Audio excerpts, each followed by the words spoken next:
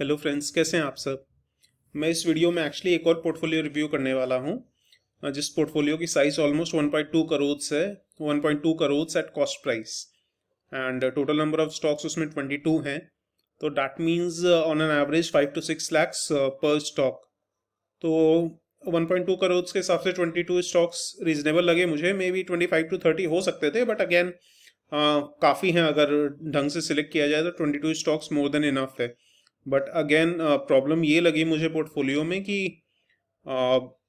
काफ़ी sectors missing हैं। Portfolio एकदम भी बैलेंस्ड नहीं है एंड आईटी की तरफ बहुत ज़्यादा झुकाव है पोर्टफोलियो में, इन द सेंस कि पोर्टफोलियो के बहुत ज़्यादा स्टॉक्स आईटी के हैं और काफ़ी सेक्टर्स की कोई भी कंपनी नहीं है। तो ऐसे में क्या होता है, जैसे आप देख सकते हैं अभी रिसेंट में आईटी सेक्टर में सबसे ज़्यादा गिरावट देखने को मिली है। तो पोर्टफोलियो एकदम भी डाइवर्सिफाइड नहीं होने से क्या होता है कि रिस्क बहुत ज़्यादा बढ़ जाता है। और आई एम वेरी श्योर ये पोर्टफोलियो मुझे शायद 3rd of Feb या 4th of Feb को आया था, तो ऑलमोस्ट 10 डेज हो चुके हैं एंड 10 डेज में पोर्टफोलियो में बहुत ज़्यादा गिरावट हुई होगी, क्योंकि आईटी सेक्टर बहुत ज़्यादा गिरा है। तो पोर्टफोलियो को हमेशा डाइवर्सिफाइड रखिए। फॉर एग्जांपल नेक्स्ट 10 ईयर्स के लिए मैं आईटी एंड केमिकल्स इन दोनों ही सेक्टर्स में बहुत बुलिश हूँ, ईवी सेक्टर। बट अगेन क्या होता है कि हमेशा सेक्टोरल रोटेशन एक नॉर्मल चीज़ है। किसी सेक्टर में कुछ टाइम के लिए तेजी देखने को मिलती है, बट अगेन कुछ टाइम बाद वही सेक्टर गिरने लगता है। तो ये एक नॉर्मल चीज़ है। तो पोर्टफोलियो को हमेशा डाइवर्सिफाइड रखिए। फॉर एग्जांपल लास्ट काफ़ी टाइम से फार्मा सेक्टर डाउन था, अब मुझे धीरे धीरे लग रहा है कि फार्मा सेक्टर रिकवर कर रहा है। Obviously based on market conditions, अगर ओवरऑल मार्केट ही गिर जाएगा तो फिर फार्मा सेक्टर भी कुछ नहीं कर पाएगा। बट अगेन अगर मार्केट स्टेबलाइज थोड़ा भी होता है तो आई थिंक फार्मा सबसे ज़्यादा बाउंस बैक देगा आने वाले समय में। तो चलिए स्टार्ट करते हैं आज का वीडियो। सबसे पहले ही जो स्क्रिप्ट है वो है एसोसिएटेड एल्कोहल, एसोसिएशन एल्कोहल नहीं है, associated alcohol 1000 quantity at the rate of 512। अभी इसका करंट प्राइस 480 है, तो लॉस में है पोर्टफोलियो ये वाला स्टॉक। लेकिन कंपनी अच्छी है, रीजनेबली वैल्यूड है। ऑब्वियसली रिस्की ज़्यादा है क्योंकि स्मॉल कैप है, बट फंडामेंटल्स अच्छे लगे मुझे कंपनी के एंड फ्यूचर ओवरऑल अच्छा लगा इस कंपनी का। दूसरी जो कंपनी है वो है CMS इन्फो सिस्टम। इसका IPO रिसेंट में ही आया था। कंपनी पर्सनली मुझे काफ़ी पसंद है एंड अभी ओवरऑल प्रॉफिट में चल रहा है।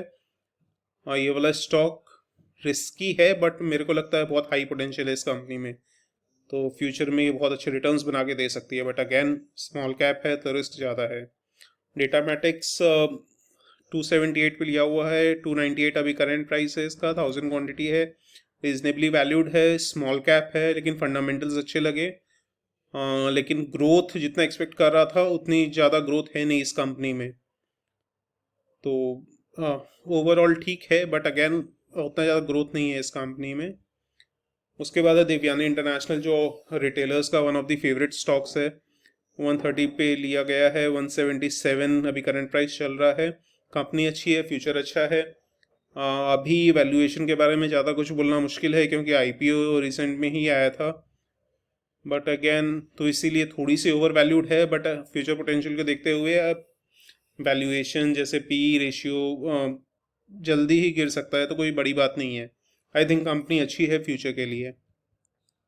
उसके बाद धनी सर्विसेज, फ्रैंकली मैं ऐसी कंपनी को अवॉइड करना चाहता हूँ।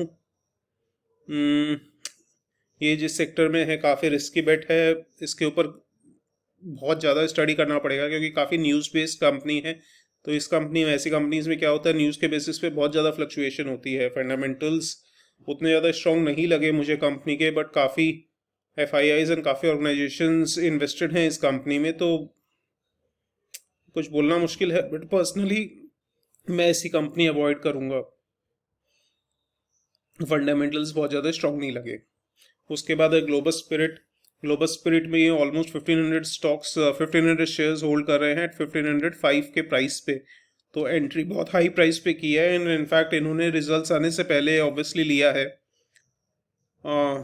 तो ये एक बहुत बड़ा फैक्टर है। इनफैक्ट ये एक चीज़ का ध्यान भी रखिए कि अगर अपने रिटेल इन्वेस्टर्स हैं और अपने पास कोई इनसाइडर इन्फॉर्मेशन नहीं है, तो ग्लोबल स्पिरिट जैसे स्टॉक्स, आई मीन जिनके रिजल्ट्स जल्दी आने वाले हैं, उनको अवॉइड करना चाहिए क्योंकि काफ़ी वोलाटिलिटी रहती है एंड ग्लोबल स्पिरिट में दिसंबर में प्लांट्स वगैरह बंद थे, तो अगर थोड़ा भी रिसर्च करते इस कंपनी में तो ये पता चलता कि दिसंबर में प्लांट्स वगैरह बंद थे, डिस्ट्रप्शंस था ऑपरेशंस में, मशीन्स ओवरऑल हो रही थी, तो उस हिसाब से रिजल्ट्स उतने अच्छे होने वाले नहीं थे। बट अगेन शायद मार्केट इस चीज़ को डिस्काउंट कर गया है, लेकिन एंट्री अगेन, आप कोई भी शेयर में एंट्री प्राइस बहुत इंपॉर्टेंट है, तो एंट्री प्राइस बहुत हाई है इस शेयर में।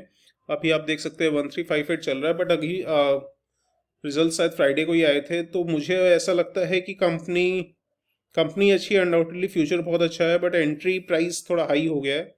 बट मैं भी स्टॉक होल्ड करता हूँ, मेरे पास भी 1500 शेयर्स ही हैं। मुझे लगता है कि ये कंपनी अच्छी है, फ्यूचर के लिए होल्ड करके रख सकते हैं, बट अगेन आपने इन्वेस्टमेंट को ज़्यादा ही कर दिया है इस सिंगल कंपनी में। अभी देखते हैं कल क्या रिएक्शन रहता है मार्केट का रिजल्ट्स के बाद। आई थिंक बहुत ज़्यादा ओवर रिएक्ट तो नहीं करना चाहिए, but still it depends on the market, and market conditions अभी थोड़ी ख़राब चल रही हैं, तो देखते हैं कल क्या होता है। गोल्डन टोबैको, मुझे तो फ्रैंकली समझ में नहीं आया, सेल्स प्रॉफिट्स हद से ज़्यादा इनकन्सिस्टेंट है, सेल्स इनफैक्ट गिर रही हैं, तो ये कंपनी मुझे तो समझ में नहीं आई। बट अगेन पोर्टफोलियो के साइज़ के हिसाब से बहुत कम इन्वेस्टमेंट है इसमें, तो आप कंसिडर कर सकते हैं, बट मे भी आपने कुछ सोच के लिया होगा, तो आई एम नॉट श्योर ये शेयर क्यों लिया है, बट मुझे फ्रैंकली कुछ नहीं दिखा इस स्टॉक में। HDFC बैंक आपने सही प्राइस में एंट्री ली है, एंड बहुत अच्छी कंपनी है। इनफैक्ट बैंकिंग सेक्टर में मेरी फेवरेट बैंक है ये HDFC बैंक, तो इसमें कोई प्रॉब्लम नहीं है, लॉन्ग टर्म के लिए बहुत अच्छा स्टॉक है। इंटेलेक्ट डिज़ाइन कंपनी अच्छी लगी, अभी आप करेंटली लॉस में हैं, बट मुझे लगता है कंपनी अच्छी है। FIIs का भी स्टेक रीजनेबल है, सेल्स इंक्रीज हो रही है, दिसंबर के रिजल्ट्स भी बहुत अच्छे हुए हैं, ग्रोइंग कंपनी है, तो कोई प्रॉब्लम नहीं है। इंटेंस टेक वैल्यूएशन रीजनेबल है कंपनी का, बट माइक्रो कैप है तो बहुत ज़्यादा रिस्की है। एंड अगेन मुझे एक चीज़ समझ में नहीं आ रही, आप IT सेक्टर में इतने ज़्यादा फोकस क्यों है। Make money fine cam again बहुत अच्छी कंपनी है, रिजल्ट्स भी सुपर्ब आए थे, बहुत रैपिडली ग्रोइंग कंपनी है, अभी हल्के फुल्के लॉस में है, बट अगेन क्योंकि मार्केट कंडीशंस बहुत ज़्यादा ख़राब हैं इसलिए थोड़ा लॉस में चली गई। बट अगेन ये रिकवरी जब होगी मार्केट में, तो ये सबसे जल्दी रिकवर भी यही कंपनी करेगी, तो कोई प्रॉब्लम नहीं है।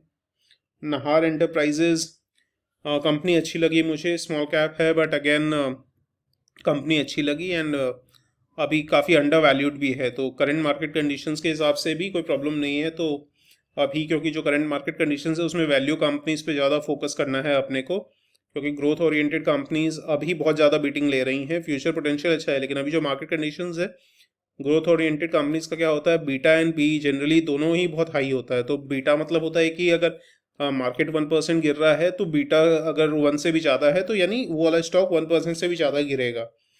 तो इसीलिए वैल्यूएशन, अभी वैल्यू इन्वेस्टिंग ज़्यादा फोकस में है, तो कंपनी का PE वगैरह मैंने देखा काफ़ी अंडर वैल्यूड है, तो कंपनी ठीक है, एंड इन्वेस्टमेंट काफ़ी आपका ऑलमोस्ट 1% के आसपास है इस कंपनी में इन्वेस्टमेंट, तो ठीक है, कोई प्रॉब्लम नहीं है। न्यूज़ एंड सॉफ्टवेयर बहुत रैपिडली ग्रोइंग है, वैल्यूएशन रीजनेबल है, one of the futuristic companies है, तो मुझे कोई प्रॉब्लम नहीं लगी न्यूज़ एंड सॉफ्टवेयर में। बट अगेन वही एक और IT कंपनी है, तो ये थोड़ी प्रॉब्लम लगी है। IT में आपके पास अभी भी एक भी लार्ज कैप नहीं है, इन्फोसिस या TCS, और आप अभी LTTS का भी बहुत अच्छा वैल्यूएशन है, लेकिन ऑलरेडी आपके पास काफ़ी स्मॉल कैप कंपनीज हैं IT में, तो ये चीज़ आप फोकस कर सकते हैं। Large cap and mid cap में थोड़ा ध्यान दीजिए।